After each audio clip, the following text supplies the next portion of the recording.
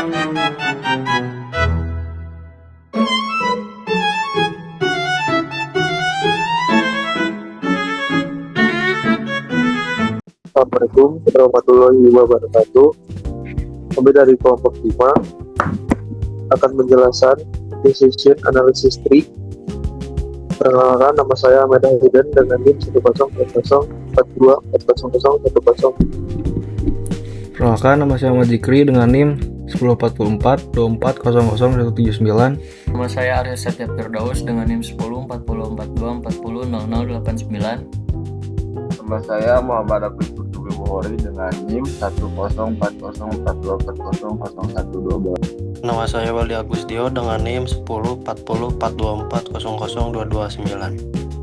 Sekarang saya akan menjelaskan latar belakang. Dalam dunia bisnis dan manajemen, pengambilan keputusan sangat penting karena setiap keputusan dapat mempengaruhi keuntungan maupun kerugian perusahaan. Contohnya, seperti menentukan strategi pemasaran, memilih investasi, atau menentukan produk yang akan dijual. Setiap pilihan tentu memiliki risiko, probabilitas keberhasilan, dan hasil yang berbeda-beda. Jika perusahaan salah mengambil keputusan, maka perusahaan bisa mengalami kerugian finansial dan kegagalan strategi bisnis. Oleh karena itu, dibutuhkan metode yang dapat membantu proses pengambilan keputusan secara lebih sistematis dan logis. Salah satu metode yang digunakan dalam riset operasi adalah Decision Analysis using TN atau Decision Tree. Selanjutnya dijelaskan oleh teman saya. Kemudian di sini saya akan menjelaskan pengertian Decision Analysis using Tree. Decision Analysis using Tree atau Decision Tree adalah metode analisis yang digunakan untuk membentuk proses pengambilan keputusan melalui bentuk diagram pohon. Metode ini juga digunakan untuk membandingkan beberapa alternatif keputusan dan menghitung kemungkinan hasil dari setiap pilihan.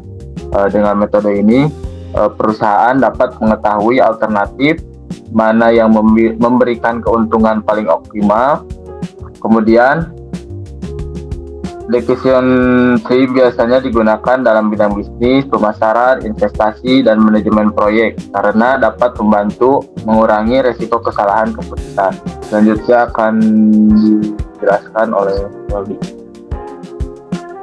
Oke, di sini saya akan menjelaskan komponen Decision Tree. Yang pertama, terdapat beberapa komponen utama, yaitu yang pertama adalah Decision Tree Node atau titik pengambilan keputusan yang berbentuk kotak. Komponen kedua yaitu Change Node yang berbentuk lingkaran dan menunjukkan probabilitas atau kemungkinan kejadian. Lalu selanjutnya ada Branch atau cabang yang menunjukkan alternatif keputusan atau kemungkinan hasil. Lalu selanjutnya ada Branch atau cabang dan alternatif keputusan atau kemungkinan hasil. Lalu dan yang terakhir adalah outcome, yaitu hasil akhir berupa keuntungan ataupun kerugian. Lalu komponen ini digunakan agar proses analisis lebih mudah dipahami secara visual. Kemudian saya akan menjelaskan rumus expected value. Rumusnya yaitu EV dengan garis 3 gitu, dalam kurung P kali H. Dalam metode Decision Tree, perhitungan utama yang digunakan adalah expected value atau EV. Expected value digunakan untuk menghitung nilai harapan atau rata-rata keuntungan dari suatu keputusan. Keterangannya adalah P adalah probabilitas, sedangkan A adalah hasil atau keuntungan. Contoh perhitungan sederhananya yaitu sebuah perusahaan memiliki peluang sukses 60% dengan keuntungan 100 juta. Apabila gagal 40% dengan keuntungan 40 juta. Maka perhitungannya adalah 0,6 kali 100 ditambah 0,4 kali 40 yang hasilnya 60 tambah 16 76. Next. Di sini kita mengambil studi kasus sebuah perusahaan minuman bernama Fresh Drink Indonesia yang berencana meluncurkan produk baru berupa kopi susu kemasan siap minum untuk kalangan mahasiswa dan pekerja muda. Sebelum produk ini diluncurkan secara nasional, manajemen perusahaan harus menentukan strategi pemasaran yang paling efektif agar produk dapat dikenal luas dan menghasilkan keuntungan maksimal. Namun, perusahaan menghadapi dua pilihan strategi pemasaran yang berbeda. Yang pertama, biaya promosi berbeda. Yang kedua, tingkat keberhasilan berbeda. Dan yang ketiga, keuntungan yang berbeda pula. Karena keputusan ini memiliki risiko yang cukup besar, perusahaan menggunakan metode decision analysis using tree untuk membantu menentukan pilihan terbaik. Di sini saya akan menjelaskan tentang alternatif keputusannya dari studi kasus sebelumnya, yang dimana di sini ada dua alternatif keputusan. Yang pertama ada promosi digital yang menggunakan Instagram Ads, TikTok Ads, dan influence. Sedangkan alternatif kedua adalah iklan TV nasional yang menggunakan iklan televisi dan sponsorship acara TV. Karena kedua strategi ini memiliki risiko dan keuntungan yang berbeda, maka perusahaan menggunakan metode decision tree untuk menentukan pilihan terbaik. Lalu di slide selanjutnya di sini ada langkah penyelesaian. Sekarang kita masuk ke langkah penyelesaiannya. Langkah pertama yang akan dilakukan adalah menentukan kemungkinan kejadian dari setiap alternatif. Pada tabel pertama, dapat dilihat bahwa promosi digital memiliki peluang sukses terbesar sebanyak 70% dan gagal sebesar 30%. Sedangkan iklan TV nasional memiliki peluang sebesar 50% dan gagal 40% juga. Probabilitas ini dapat berdasarkan hasil riset pasar dan analisis strategi pemasaran perusahaan. Lalu di langkah kedua, di sini ada menentukan nilai keuntungan atau kerugian dari setiap kemungkinan hasil. Jika promosi digital berhasil, maka perusahaan memperoleh profit sebesar 120 juta. Namun, jika gagal, profit yang diperoleh hanya 40 juta. Sedangkan pada iklan TV nasional, jika strategi berhasil, perusahaan akan memperoleh keuntungan sebesar 180 juta. Tapi jika gagal, profit yang diperoleh hanya sebanyak 20 juta karena biaya promosi televisi cukup besar.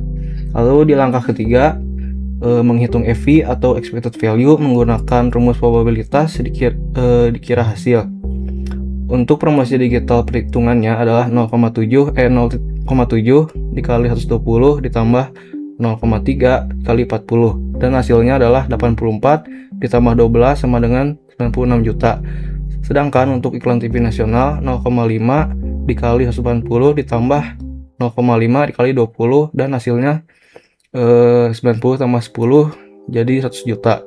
Jadi expected value dari iklan TV nasional adalah 100 juta.